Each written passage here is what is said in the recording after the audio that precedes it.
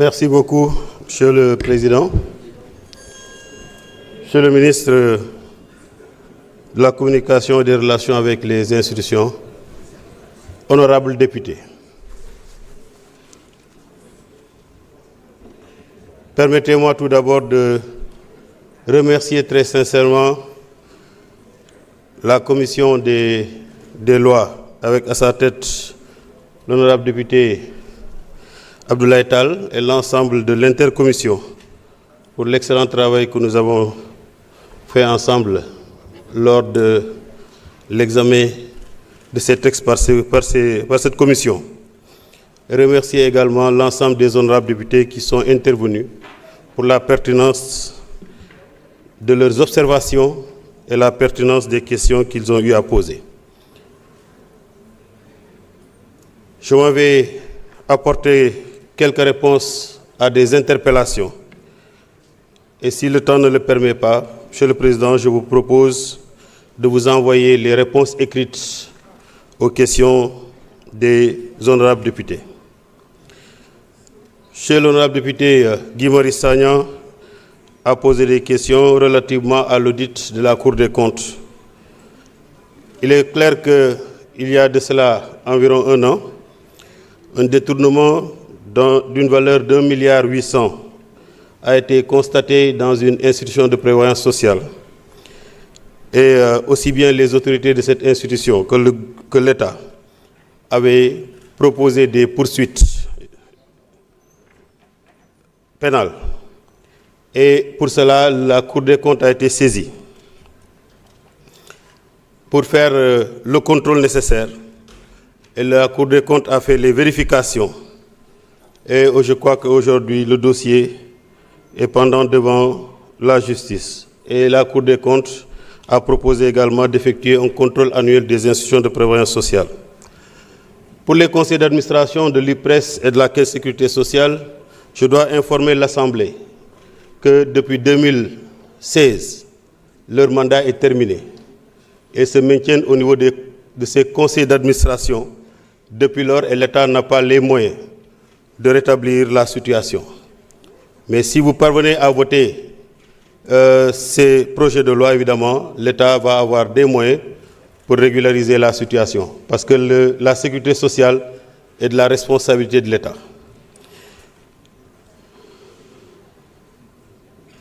Pour Radisson, les travailleurs de Radisson de Diamniadio, je les ai rencontrés quand j'étais au Conseil du dialogue social. Je revenais d'une mission et à ma descente d'avion, je suis allé les voir. Je crois qu'il faisait 22 heures. J'ai trouvé des responsables syndicaux là-bas. Ils étaient en grève de la faim. Nous avons discuté avec eux pour obtenir la levée de cette grève de la faim et de continuer à se battre pour leurs droits. C'est un dossier qui est bien suivi. Et hier ou avant-hier, je crois, un des responsables syndicaux nous a informé que l'État est en train de trouver un repreneur pour que le travail puisse reprendre. Je n'ai pas encore eu vent de la demande d'audience qu'ils ont déposée, mais c'est bien que vous me l'ayez dit. Je leur propose une rencontre le lundi 27. Le lundi 24 à 9h à mon ministère pour examiner la situation. J'aurais pu le faire dès demain, mais nous avons déjà une activité qui nous prend jusqu'à samedi. Donc je les reçois lundi à 9h à mon ministère. Il y a quelques activités qui étaient prévues, mais on va les repousser pour les recevoir afin d'examiner leur situation. Pour le refus d'accès à l'AIBD, cela m'a été signalé quand je suis passé rendre visite à l'inspection régionale du travail de Thiès. Nous avons immédiatement pris les dispositions pour établir des cartes professionnelles pour eux, pour qu'ils puissent accéder, parce que c'était un peu ça la difficulté, mais nous sommes en train de travailler avec le ministre en charge des transports pour que véritablement nous puissions juguler ce problème. Mais le nouveau code, s'il est voté, permettra également de régler la situation parce que en cas de refus, l'entreprise pourrait avoir une amende de 1 à 10 millions qu'on va lui infliger. Pour la SIAS, les travailleurs, les ex-travailleurs de SIAS, Sotrac et Ama Sénégal, je les ai reçus quand j'étais au Conseil de dialogue social. Le dossier était très avancé. Tout comme les travailleurs, les ex-cheminots de Thiès. Tous les deux, les dossiers étaient très avancés. J'ai appris comme vous, par voie de presse, qu'ils ont repris la grève de la faim. C'est peut-être parce que la situation est réglée au niveau des cheminots. J'y étais avec le ministre des Transports nuitamment, vers 22 h, parce qu'eux également étaient en grève de la faim. Nous avons réussi à obtenir d'eux la suspension de leur grève de la faim. C'était un dimanche, nuit. Dès le lundi, j'ai fait les diligences et nous avons obtenu le paiement de leur dû. Et cela est effectif depuis hier. Ce qui me laisse croire que certainement, c'est parce que la situation a été réglée de l'autre côté, qu'eux également, ils se signalent. Mais toujours est-il que je me propose d'aller leur rendre visite le plus rapidement possible, comprendre la situation et apporter des solutions par rapport à cette douloureuse. Parce que s'ils vont jusqu'à mener la grève de la faim, c'est parce qu'ils n'ont pas d'autre solution. Alors, Honorable Abdoumbo, par rapport au Code de la Sécurité sociale, dire que le gouvernement veut contrôler les institutions de prévoyance sociale, je crois que c'est lui faire une fausse querelle. Les institutions de prévoyance sociale étaient administrées par des travailleurs et des employeurs et jamais par le gouvernement. Mais pourtant, le gouvernement est un employeur. Cette fois-ci, sur les 14 membres, le gouvernement ne sera représenté que par 3 membres. Et je ne sais pas comment on peut être 3 et contrôler l'institution de prévoyance sociale. Sur la question des licenciements, quand je suis arrivé au ministère de la fonction publique et du travail, c'est une question déjà que j'avais prise en charge lorsque j'étais au Conseil du dialogue social. Mais une fois au niveau du ministère de la fonction publique et du travail, j'ai eu à rencontrer les centrales syndicales sur la question. Parce que c'est le motif principal de la mise en place du Front syndical pour la défense du travail. Nous avons convoqué l'ensemble des structures incriminées, dont un ministère. Et nous avons également convoqué l'ensemble des centrales syndicales.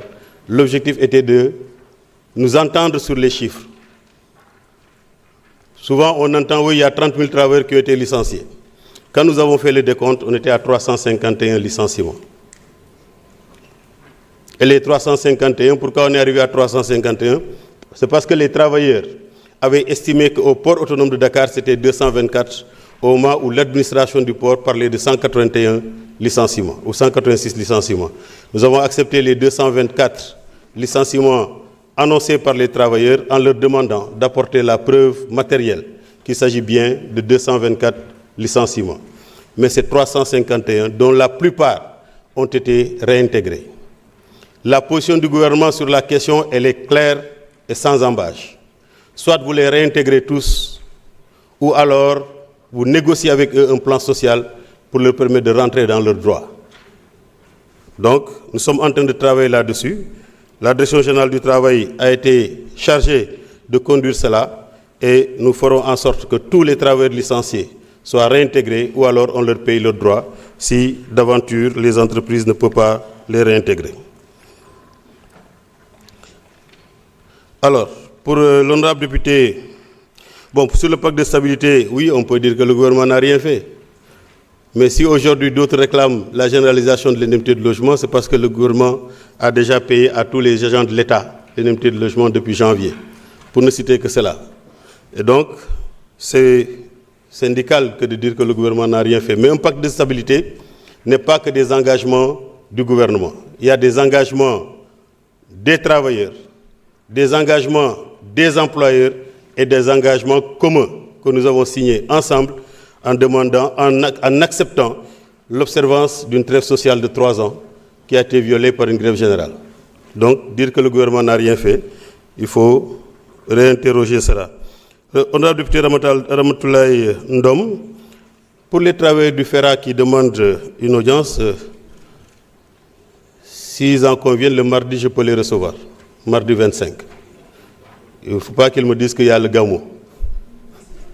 Mais le jour du Gamou n'est pas férié, c'est le lendemain du Gamou qui est férié. Je peux les recevoir mardi à 10 heures. Maintenant, pour la question la situation à la Sedima, j'instruis la Direction générale du travail, en accord avec l'inspection du travail du ressort, d'aller vers de me faire la situation sur la Sedima, et s'il y a des interventions à faire, en tant que ministre en charge du travail, je m'en charge personnellement.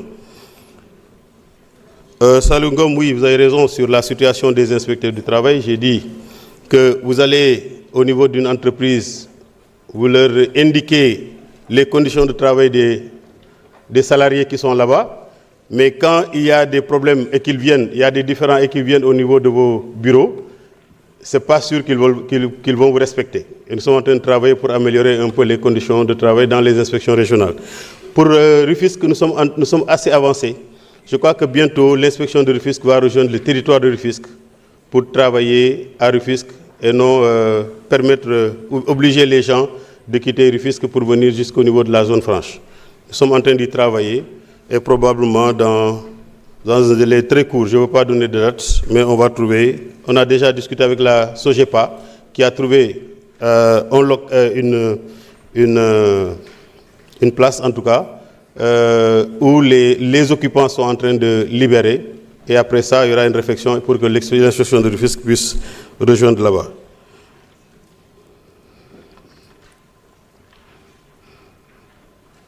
Libérer, et après ça il y aura une réflexion pour que l'inspection de Rufisque puisse rejoindre là-bas.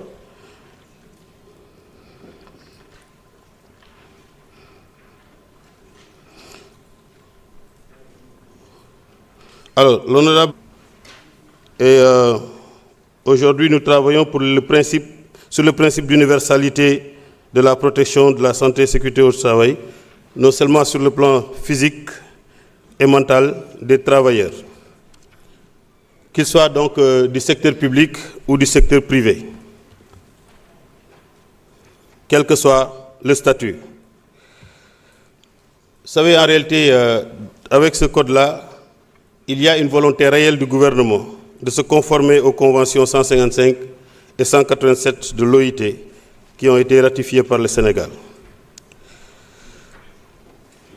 Les accidents dans les chantiers qui sont en construction, nous sommes en train de les prendre en charge dans le cadre d'un programme national de la santé et sécurité au travail, mais également il y a un processus de renforcement à travers la réforme du décret sur la santé et sécurité au travail dans ce secteur. L'objectif étant de combler les insuffisances et de mieux encadrer les obligations des maîtres d'ouvrage, des maîtres d'œuvre et des entreprises qui interviennent. Et en plus, on a une visite régulière des inspections du travail. Vous avez signalé évidemment la faiblesse des moyens humains au niveau donc des inspections du travail, mais quand même, régulièrement, ils font des descentes dans les entreprises pour essayer donc de voir la situation. Honorable Fodé Mané a parlé des contractuels de la santé. Il a cité un exemple de sa localité où il y a un ICP qui a 10 ans de contractualisation. C'est vrai que le ministère de la fonction publique est en train de procéder au recrutement de 2500 agents. Cela ressort du pacte de stabilité. On a constaté qu'il y a environ 18 000 agents qui manquent dans le secteur de la santé, un déficit de 18 000 agents. Et le gouvernement a décidé de procéder au recrutement de 2500 agents cette année. Parce que la réalité, c'est que depuis un bon moment, le gouvernement n'a pas recruté dans le secteur de la santé. Ce qui a fait qu'il y a beaucoup de contractuels. La dernière fois que Son Excellence le Président de la République m'a accordé une audience, il m'a indiqué que c'est vrai qu'on parle de recrutement, mais il faut lutter contre une injustice parce qu'il y a beaucoup de travailleurs qui sont dans le secteur de la santé, qui pendant des années officient dans des endroits parfois très lointains et qui sont sous contrat. Il faut essayer de voir comment régulariser une partie de ce personnel tout en recrutant également dans la fonction publique. Donc, il s'agira en partie de régularisation de contractuels de la santé. Ce sont des orientations que nous avons reçues, mais également, on va procéder au recrutement. Et cela se fera sur la base de critères objectifs, sans parti pris. En tout cas, ce sont les orientations que nous avons reçues. Alors,